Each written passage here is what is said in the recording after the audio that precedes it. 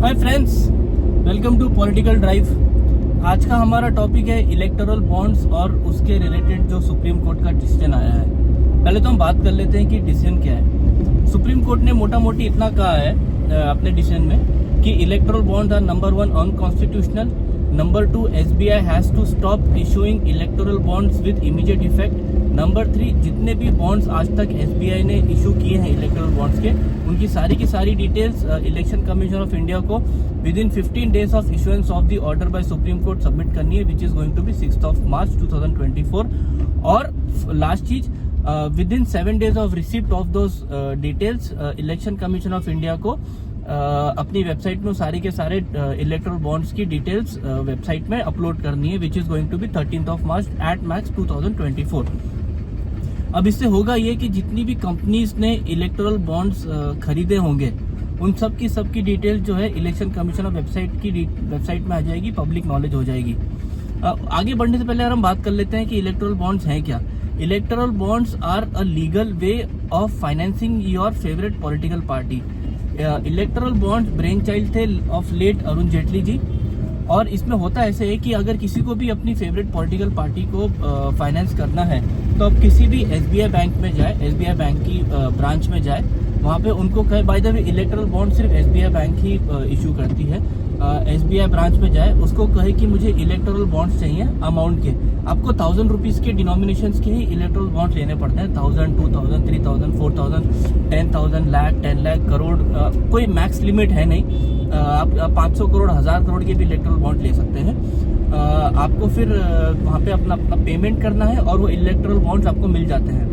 अगर आपका electoral bond purchase value 2000 रुपये से कम है, मतलब आप 2000 रुपये से कम के इलेक्टोरल बॉन्ड्स ले रहे हैं, तो उस केस में आपको अपना आधार कार्ड, पैन कार्ड वगैरह देने की जरूरत नहीं है। अगर आप कंपनी है तो आपके कंपनी रजिस्ट्रेशन, GST डिटेल्स और वो सब देने की जरूरत नहीं है। सिर्फ आप पैसे दीजिए और वो ले लीजिए, और जिस भी आपको पार्टी को आपको फाइनेंस करना है उनके ऑफिस में जाइए और उनको इलेक्टोरल बॉन्ड्स दे दीजिए।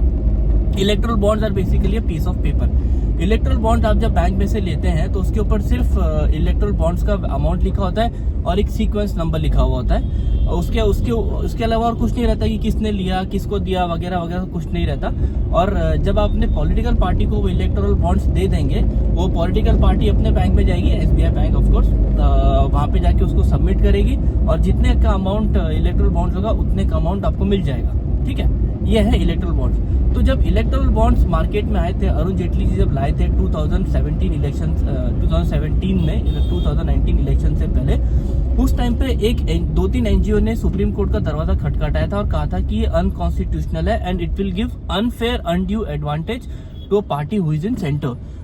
तो लेकिन सेंटर के द्वारा जो उनके डिफेंस लॉयर थे, who is the attorney general, उन्होंने कहा था कि ऐसा नहीं है, ये डेमोक्रेसी को बढ़ाती है और बल्कि डेमोक्रेसी को स्ट्रेंथन ऐसे करती है कि कोई भी किसी को भी इलेक्टोरल बॉन्ड्स अगर अपनी पॉलिटिकल पार्टी को उसको अगर सपोर्ट करना है तो एक तो वो कहीं से भी कर सकता है। अगर कश्मीर में कोई बंदा रह रहा है और उसकी कन्याकुमारी में कोई पार्टी जिसको फाइनेंस करना चाहता है तो सेफली अपने कश्मीर में जाके इलेक्टोरल SBI में जाए, एक इलेक्टोरल बॉन्ड खरीद ले और वहाँ के ऑफिस में उनको दे दे, तो उनकी पार्टी को दे दो, सेफली सिक्योरली उनको एक तो ये मिल जाएगा, फंडिंग हो जाएगा। और दूसरा वेरी इंपॉर्टेंट, ये जो इलेक्टोरल बॉन्ड्स का जो फंडिंग का जो प्रोसेस है, इट इज वेरी सीक्रेटिव, ये किसी को पता नहीं चलता। इस पर जिन लोगों ने सुप्रीम कोर्ट का दरवाजा खटखटाया था उन्होंने कहा कि ऐसा नहीं है। SBI जो है वो एक पब्लिक कंपनी है और गवर्नमेंट ऑफ इंडिया जब चाहे तब इलेक्टोरल बॉन्ड्स के जितने भी परचेज हुई हैं उनको मंगवा सकती है सुप्रीम कोर्ट से, और at any given point of time BJP को पता रहेगा कि कौन सी कंपनी को किसने ओपोजिशन पार्टीज को कौन सी कंपनीज ने फंड किया। तो और आज तक दूसरा ये भी बात है कि आज तक जितने भी इलेक्टोरल बॉन्ड्स सेल हुए हैं उसमें से 80% ऑफ जो इलेक्टोरल बॉन्ड जो ट्रांजैक्शन हुआ है, एक single transaction, it is more than 1 crore rupees, which means most of the electoral bonds have been purchased by corporates. But obvious, ऐसा अगर कोई 1 करोड़ से ज्यादा का प्लस का 80% का ट्रांजैक्शन है तो ज्यादा करके वो इंडिविजुअल नहीं होंगे, वो कॉर्पोरेट्स होंगे, जो मेरी नज़र में it is a very good thing. Because electoral bond से आप जब कोई किसी पार्टी को ये करते हो, फंड करते हो, it is all white money, तो वो ब्लैक मनी नहीं है। पहले इलेक्ट्रल फंडिंग कैसे होती थी, सूटकेस कैश में भेजे जाते थे पार्टी के ऑफिस में, और वो फिर इलेक्शन के टाइम पे इस्तेमाल होते थे। दूसरा, कोई भी कंपनी या किसी पार्टी को अगर इलेक्टोरल बॉन्ड्स के जरिए अगर फंडिंग मिली है तो वो इलेक्शंस में उसका इस्तेमाल कैसे कर सकता है, ये मेरे को अभी भी मुझे समझ में नहीं आ रहा है। बिकॉज जो एक रिपोर्ट आई थी जिसमें ये कहा गया था 2019 इलेक्शंस में around 55 to 65,000 crore rupees spend हुए थे। 55 to 65,000 करोड़ रुपीस स्पेंड हुए थे इन कंप्लीट इलेक्शन। मैं पॉलिटिकल पार्टीज की बात कर रहा हूँ, मैं गवर्नमेंट एक्सपेंडिचर की बात नहीं कर रहा हूँ यहाँ पे। और आज तक कितना मिला है इलेक्ट्रल बॉन्ड्स के through? Total 10,000 crore. Total 10,000 crore आज तक मिला है फ्रॉम 2018 इन लास्ट 5 years। अभी 6 साल पूरे हो जाएंगे। पिछले 5 साल में 10,000 करोड़ मिला है, और एक रिपोर्ट के हिसाब से 2019 में 55 to 65,000 करोड़ रुपीस का सिर्फ उस एक इलेक्शन में खर्चा हुआ था 2019 के जनरल इलेक्शंस में। तो आप सोचिए कि ये जो एक तो ये जो अमाउंट है 10,000 करोड़ विच इज बिन जो रिसीव हुआ है, वो एक इलेक्शन को फंड करने के लिए सफिशिएंट नहीं है, नंबर 1। नंबर 2, अगर वो सफिशिएंट होता भी तो क्या कोई पॉलिटिकल पार्टी उसको फंड कर पाती अपने इलेक्शन को? बिकॉज वो तो सारा का सारा वाइट पैसा है। अगर आप ऐसे इलेक्शन में खर्चा करोगे तो आपको तो खर्चा दिखाना पड़ेगा। और एक रूल भी है ना कि एमएलए के इलेक्शंस के लिए आप 35 लाख से ज्यादा खर्चा नहीं कर सकते। एक एमपी के इलेक्शन के लिए आप 65 या फिर आई थिंक 90 लाख से ज्यादा खर्चा नहीं कर सकते। तो ये रूल भी आपको प्रिवेंट करता है, तो उसके हिसाब से भी आप ज्यादा खर्चा नहीं कर सकते। और एक एमएलए का इलेक्शन थोड़ी 35 लाख में फाइट विन होता है। ये तो हम सबको पता है कि उसके लिए कितना खर्चा लगता है। रोड शो होते हैं, फ्लावर शो होते हैं, उसके स्टेज शो होते हैं, पब्लिक शो होते हैं, पब्लिक मीटिंग्स होती हैं, और इन सब के आगे पीछे खाना पीना होता है तुम्हारे कार्यकर्ताओं का, तुम्हारे जो लोग आते हैं तुमको सुनने के लिए, बात करने के लिए। फिर उसके बाद रैलीज वगैरह निकलती है, कितने सारे खर्चे हैं। तो ये 35 और ये 95 लाख पे तो ये नहीं होगा ना। ये तो इट इज स्टूपिड टू से कि ये जो इलेक्टोरल जो बॉन्ड्स हैं they are a way of funding elections. I don't मैं किसी भी एंगल से इस चीज को बाय करने के लिए रेडी नहीं हूँ। सिर्फ हाँ, एक चीज ये हो सकती है कि जिस पार्टी को सबसे ज्यादा पैसा मिलेगा, जो इस केस में बीजेपी को मिला है which is around 5 to 6,000 crore, और जो बाकी का जो 4,000 करोड़ है वो ओपोजिशन पार्टीज में डिस्ट्रीब्यूटेड है, जिसमें से कांग्रेस सेकंड पार्टी है and surprise Trinamool is the third party. TMC जो ममता बनर्जी की पार्टी है, that is the third party. तो वो लोग जो है अपनी उनके जो एसेट्स हैं, जो पॉलिटिकल एसेट्स है, वो बढ़ाने में उनकी हेल्प हो सकती है। फॉर एग्जांपल बीजेपी अपने हेड ऑफिसेज बना सकती है, कार्यालय बना सकती है, अपने जो कार्यकर्ता है उनके लिए पेंशन स्कीम रख सकती है, उनको सैलरीज दे सकती है, वगैरह वगैरह वगैरह।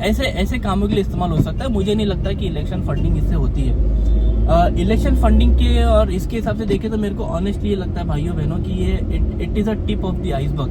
10,000 करोड़ यार, it is nothing, it is peanuts in Indian politics यार। मतलब कुछ भी नहीं, चिल्लर है, चिल्लर से भी कम है। क्या बोलते हैं उसको, ऊँट के मुंह में जीरे की तरह है।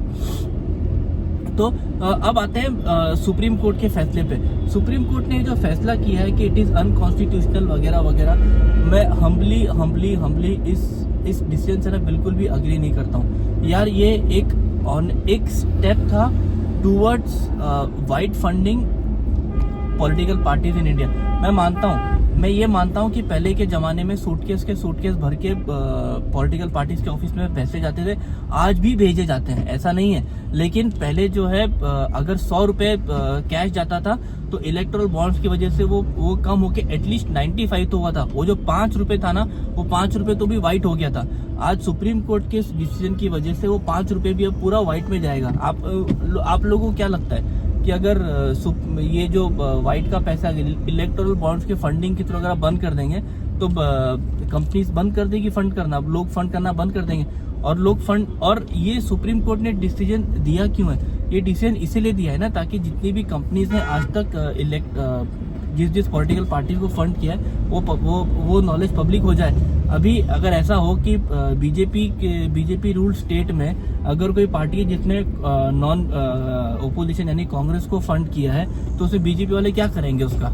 और अगर कोई नॉन ओपोजिशन रूल स्टेट है ना, जैसे कि बंगाल, जैसे कि आम आदमी पार्टी का पंजाब, उसमें अगर किसी ने बीजेपी को अगर फंड किया होगा तो वो लोग क्या करेंगे, वो जनरल पब्लिक क्या करेगी उस कंपनी का, उसके साथ कैसे वेंडेटा निकालेंगे हैं। और अगर कोई कंपनी है, मान लीजिए जिसने दोनों पार्टी को फंड किया होगा, तो ओपोजिशन को भी फंड किया है और इसको भी फंड किया है, तो उस केस में क्या होगा, उस केस में वो ठीक हो जाएगा। अगर कोई कंपनी अगर एक अपनी पॉलिटिकल आइडियोलॉजी को अगर सपोर्ट करती है, उसको फंड करना चाहती है, तो आप उसको ये क्यों कर रहे हो यार। मतलब अगर एक मैं ये मानने के लिए तैयार हूं कि जो करंट जो प्रोसेस है उसमें प्रॉब्लम थी, it was not 100% perfect, but वो एक प्रोसेस थी, इट नीडेड वर्क, उसको आपने उखाड़ के ही फेंक दिया। अब ये होगा कि जितनी भी कंपनीज हैं, अगर आपको इलेक्टोरल बॉन्ड्स के थ्रू अगर या फिर किसी, चलो इलेक्टोरल बॉन्ड्स अब बंद ही हो गए, अब कोई भी कंपनी किसी भी पॉलिटिकल पार्टी को फंड करने से पहले 100 बार सोचेगी यार कि मेरे इसमें ये मेरा जो इन्फॉर्मेशन है पब्लिक हो गया तो ये होगा क्या। तो और जो मेरे जो कस्टमर्स हैं, मेरी जो पब्लिक है, मेरे जो एम्प्लॉयज़ हैं, मेरा जो मार्केट शेयर है, मेरे जो शेयर होल्डर्स, वो कैसे रिएक्ट करेंगे, वो कैसे रिएक्ट करेंगे, वो कंपनी को किस लेवल पे नुकसान हो सकता है। तो मेरे को नहीं लगता कि ये डिसीजन ऐसा होना चाहिए था। It should have been much thought through, और इट्स अ सैड डे। मतलब ये एक चीज़ थी जिसको सुप्रीम कोर्ट ने कुछ एक कमेटी बनानी चाहिए थी, या कुछ करना चाहिए था, या कोई भी एक independent body, for example RBI या वगैरह, ऐसे किसी को इन्वॉल्व करना चाहिए था जहाँ पे पैसे का मामला है। लेकिन उन्होंने ये सब ना करते इसको अनकॉन्स्टिट्यूशनली डिक्लेयर कर दिया यार। ये कैसे अनकॉन्स्टिट्यूशनल हो गया, मेरे को तो ये समझ में नहीं आ रहा। बट ठीक है, एनीवेज यार, सुप्रीम कोर्ट का डिसीजन है, we are bound to follow it, but I don't agree with it यार। Thank you guys.